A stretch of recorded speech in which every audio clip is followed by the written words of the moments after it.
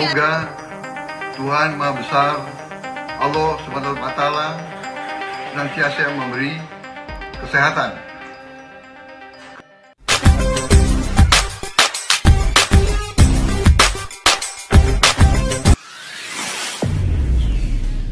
Assalamualaikum dan salam persaudaraan, salam sepak bola. Selamat bertemu kembali guys di channel Askalani Studio. Oke, apa persiapan timnas Indonesia melawan Vietnam di final nanti pada esok hari tanggal 29 guys. Oke, dikabarkan Jens Reben dan kesemua pemain yang lain bisa bermain di final. Tidak ada yang mengalami kecederaan serius dan mereka bisa ditampilkan di ajang final nanti.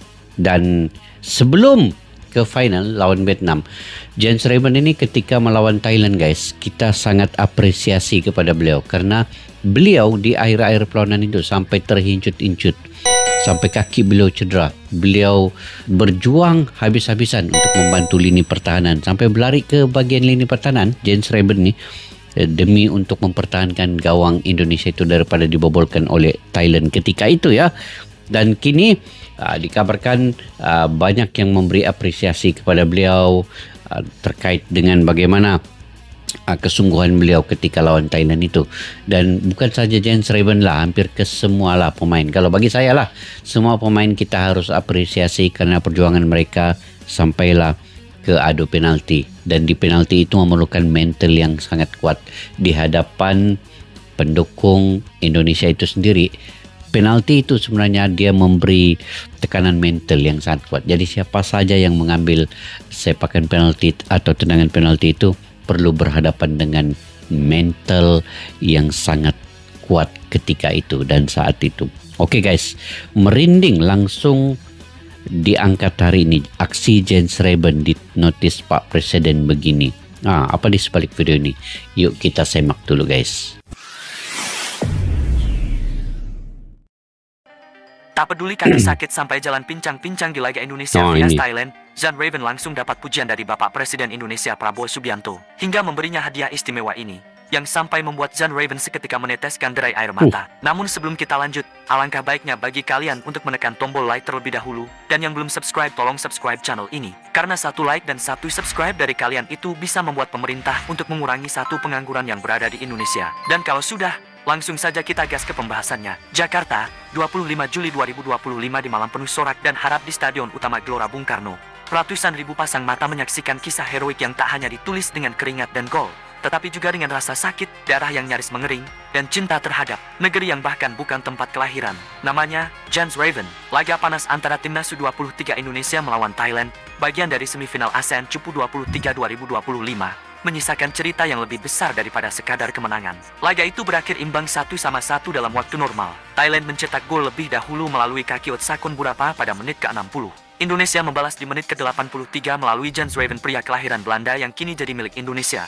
Bukan sekadar di atas kertas, tetapi dalam detak jantung dan pilihan hidup. Gol itu menyelamatkan Indonesia dari tepi jurang. Dan ketika drama adu penalti yang menegangkan hadir, Reben sudah tak berada di lapangan. Ia harus dibopong keluar dengan kaki pincang. Tapi sebelum itu, sebelum tubuhnya menyerah pada rasa sakit, Reben telah memberikan semuanya, tubuhnya, tenaganya, dan mungkin sebagian dari jiwanya. Aku bukan lahir di sini, tapi aku mati untuk merah putih.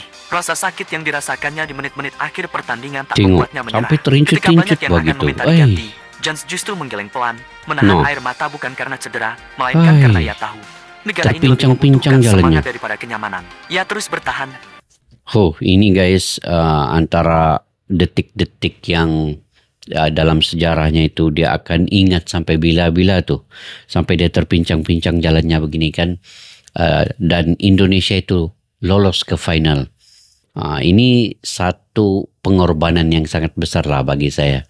Jens Reben terpincang-pincang di lapangan, sanggup turun ke bawah ketika hampir-hampir menit akhir itu masih lagi bermain.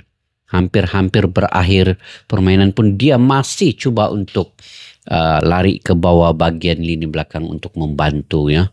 Ini pengorbanan besarnya. Bahkan berjalan pincang, menutup ruang lawan, melompat setengah tertatih untuk duel bersungguh-sungguh lah Jens Reben ini. Yang nyaris sobek. Ada adegan memilukan ketika dia terjatuh dan menolak tanah. Dia mencoba berdiri, kaki kirinya gemetar, sorot matanya hanya satu, ayo, kita masuk final. Dan mereka masuk. Indonesia menang 7-6 lewat adu penalti, meski satu penendang Robbie Darwis gagal. Tapi malam itu, yang dikenang bukan hanya skor, melainkan Raven yang tetap berdiri di ujung lapangan sambil berpegangan pada tiang gawang, air mata berlinang, bendera merah putih di dadanya basah oleh peluh, darah, dan cinta. Prabowo, dia anak Indonesia, dan ia akan dikenang. Presiden Republik Indonesia, Prabowo Memang Subianto, akan dikenang. yang hadir di tribun kehormatan, berdiri dari kursinya ketika Raven dibopong keluar.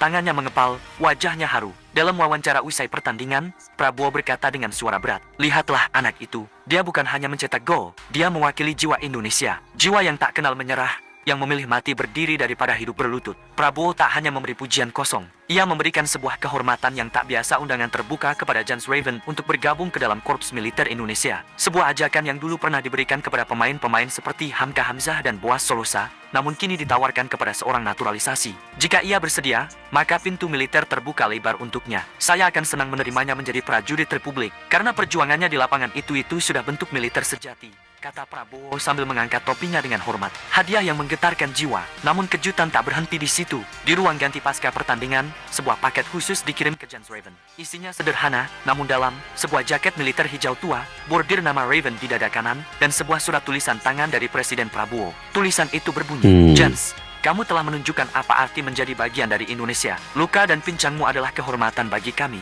Jika suatu hari kamu ingin berdiri di sisi kami, bukan sebagai pemain sepak bola, tetapi sebagai pembela tanah air, maka anggaplah ini tanda bahwa kamu sudah menjadi bagian dari keluarga besar bangsa ini." Prabowo Subianto. Jans membaca surat itu sambil duduk dengan es batu menempel di kakinya yang bengkak. Kamera sempat menangkap air matanya mengalir.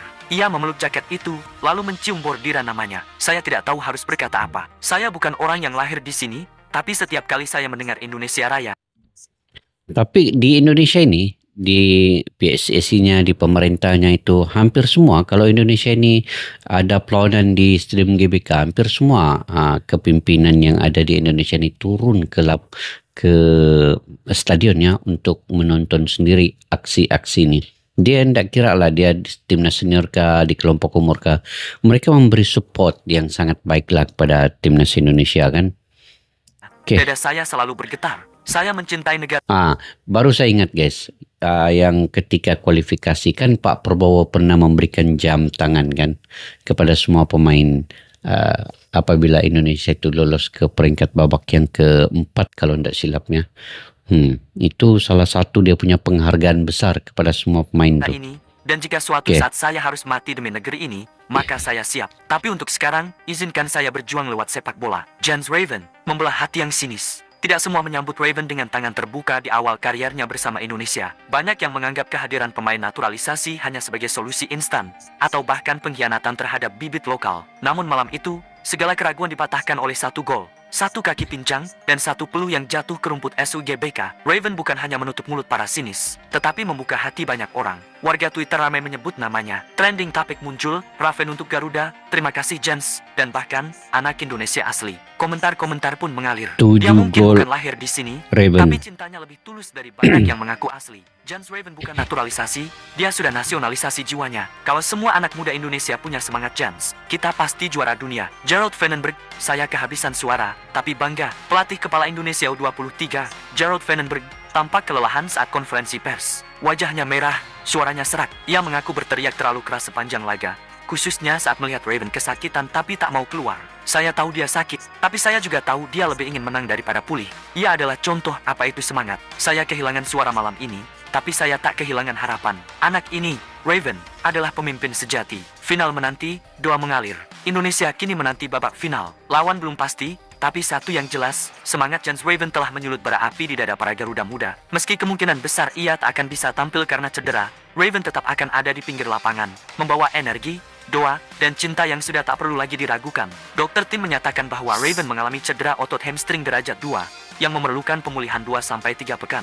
Tapi publik tak kecewa. Mereka hanya ingin dia pulih. Mereka ingin dia tahu, apa yang ia lakukan lebih besar dari sekadar final. Akhir kata, karena cinta itu tak selalu soal darah. Jans Raven telah menorehkan cerita yang akan diceritakan dari generasi ke generasi. Seorang pria dari negeri jauh yang memilih berjuang untuk bendera yang awalnya asing baginya. Kini, bendera itu adalah napasnya. Dan kepada presiden yang memberi hadiah kehormatan itu, Raven menjawab dengan air mata. Dalam sini stadion yang perlahan kosong, satu suara terdengar lirih dari ruang ganti. Saya tak peduli kaki saya sakit. Selama saya bisa berjalan walau pincang, saya akan terus berjalan untuk Indonesia. Catatan tersebut sekaligus meneruskan apa yang berhasil dilakukan Indonesia dalam setiap keikutsertaan di Piala AFF U23. Pasalnya dalam 3 kali menjadi peserta turnamen ini, 3 kali pula Indonesia selalu bisa lolos ke final. Edisi 2019 silam menjadi yang paling berarti bagi timnas. Pada saat itu, wakil merah putih berhasil menjadi juara turnamen. Di babak final, Indonesia mengalahkan Thailand dengan skor 2-1. Keikutsertaan kedua terjadi di tahun 2023. Kala itu, Indonesia mengawali langkah dari grup B. Ternyata merah putih sukses melenggang ke babak final setelah mengalahkan Thailand dengan skor 3-1. Skuad Garuda kalah dari Vietnam lewat babak adu penalti dengan skor 6-5. Beranjak ke edisi 2025 kali ini, timnas kembali melangkah ke final. Nantinya, timnas Indonesia U23 bakal berhadapan dengan Vietnam di laga puncak. Pertandingan final Piala AFF 2025 antara timnas Indonesia vs Vietnam akan digelar pada hari Selasa, tanggal 29 Juli 2025 pukul 8 malam WIB. Oke guys, Jens Reben mampu menunjukkan jiwa patriotnya dan mampu untuk mengukir nama sebagai salah satu yang telah membawa Indonesia ini ke final. Dengan gol penyamaan ketika melawan Thailand itu bukan mudah ya untuk mencetak gol penyamaan di menit yang ke-83, hampir 7 menit sebelum tamat perlawanan itu, yang membawa Indonesia itu sampai ke final walaupun dengan adu penalti, tetapi gol penyamaan Jens Reben itu harus diapresiasi dan beliau harus menerima penghargaan yang sebesar-besarnya daripada sesiapapun.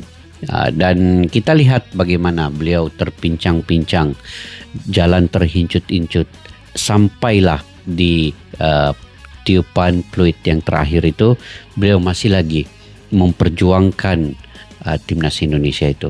Nah, di sini barulah kita dapat melihat bagaimana nasionalis seorang pemain diaspora itu. Dan saya mendoakan Indonesia akan menang lawan Vietnam di tanggal 29. Kita sama-sama menantikan perlawanan ini guys, dan kita mendoakan Indonesia ini akan menjadi juara Piala AFF U23. Dan saya punya keyakinan dan optimis saya cukup tinggi, Indonesia ini akan juara Piala AFF U23 tahun 2025 Mandiri Cup ini. Karena lawannya Vietnam. Kita ketahui Vietnam ini kalau lawan Indonesia di hadapan pendukung Indonesia itu mereka ini juga agak gentar dan mereka tekanan. Indonesia dia perlu main santai, dia perlu ikut taktikal daripada Jared Wedenbok yang mana main total football, pressing cepat dan stamina kena tinggi, turun naik cepat dan tutup ruang di bagian lini tengah Vietnam. InsyaAllah dari kalau Indonesia ini bermain kayak seperti lawan Thailand, lawan Malaysia, lawan Filipina, lawan Brunei, masih lagi Indonesia itu menguasai bola. Dan keempat perlawanan itu pun Indonesia menguasai 70% ya, possession ball itu, penguasaan bola.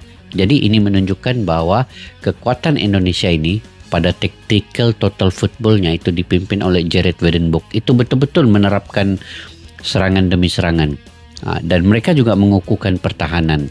Mereka juga cepat turun walaupun mereka membantu bagian serang, tapi cepat turun ke bawah juga. Diandalkan Robbie Darwish sebagai pelempar yang jauh. Di bagian ini belakang ada Kade Arel dan depan Jens Reben. Dan kepada semua pemain, saya cukup optimis dan saya cukup yakin Indonesia itu kuat semangatnya. Mereka bisa mengalahkan Vietnam dan mereka akan bersungguh-sungguh untuk menang di hadapan pendukung sendiri di GBK itu nanti. Saya yakin pasti. Oke guys, sampai di situ saja video pada kali ini. Jika kalian punya pandangan pendapat sendiri, kalian boleh komentar ya di ruang kolom di bawah. Sampai kita jumpa lagi. Assalamualaikum warahmatullahi wabarakatuh. Bye-bye. Askalani Studio untuk kita channel yang bereaksi tentang apapun yang ada di Indonesia, channel YouTube dari Malaysia di Askalani Studio. Jika mau tahu tentang Indonesia, ayo like and subscribe channel kami Askalani Studio. Askalani Studio.